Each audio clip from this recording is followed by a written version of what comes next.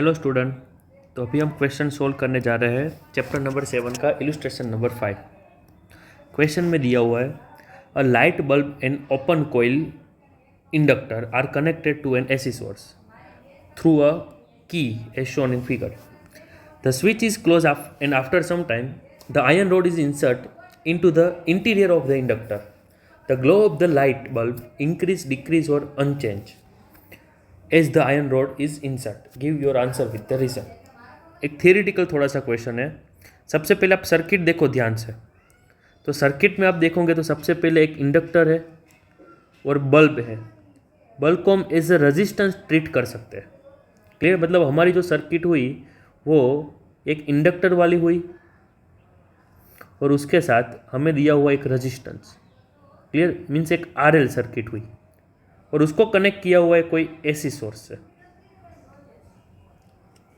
तो ध्यान से आर और एल। क्लियर? अब जब सर्किट में आर और एल दोनों हो और हमें फाइंड करना हो उसका इम्पीडेंस, तो उसका फॉर्मूला आपको भी पता है, Z is equals to under root R square plus XL square. Clear है? और उसके ऊपर से हमें करंट मिलेगा I is equals to voltage जो यहाँ पे हम सोर्स में दे रहे हैं वो डिवाइड बाई जेड। मतलब कि पूरा का पूरा इसके इम्पीडेंस के ऊपर डिपेंड करेगा, क्योंकि जितना पावर कंज्यूम इसमें ज़्यादा होगा, पावर ज़्यादा कंज्यूम होगा उतना ही ज़्यादा ग्लो करेगा। अगर पावर कंज्यूम कम हो रहा है तो ग्लो नहीं करेगा, उसकी जो इंटेंसिटी है वो डिक्रीज होगी। और पावर कांस्टेंट रहता है तो मतलब कि अनचेंज रहेगा। क्लियर है?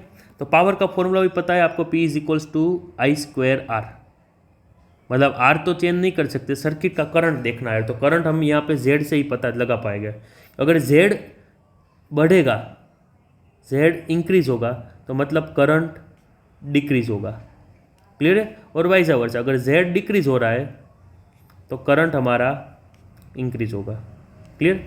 अब यहाँ पे हम चेंज क्या कर रहे हैं? चेंज हम एक ही चीज़ कर रहे हैं कि हम हमारे इंडक्टर में एक आयरन रोड इंसर्ट कर रहे हैं। चल रहा है पता? डन। तो देखते हैं क्या चेंज होता है कि जब भी आप आयरन रोड इंडक्टर में इंसर्ट करते हो तब आपको भी पता है कि उसका इंडक्टेंस जो है वो इंक्रीज हो जाएगा। क्लियर है? चैप्टर नंबर 6 में हम देखें। अब इंडक्टर इंक्रीज हो रहा है, इसका मतलब आपको फॉर्मूला पता है कि XL is equals to 2 pi F L. XL directly proportional है इंडक्टेंस है, तो उसका मतलब कि एक्सएल क्या होगा? इंक्रीज हो जाएगा। ध्यान से देखिए, मीन्स के एक्सएल इंक्रीज हो रहा है। अगर एक्सएल इंक्रीज होता है तो जेड ऑटोमेटिकली इंक्रीज होगा। मीन्स के जेड इंक्रीज होगा, करंट क्या होगा? डिक्रीज होगा। करंट अगर डिक्रीज होगा तो क्या होगा? आपकी इंटेंसिटी क्या होगी? डिक्रीज होगी। क्लियर है? बड़ा ही छोटा सा थियोरिटिकल क्वेश्चन है लेकिन अच्छा इंपॉर्टेंट है। क्लियर है?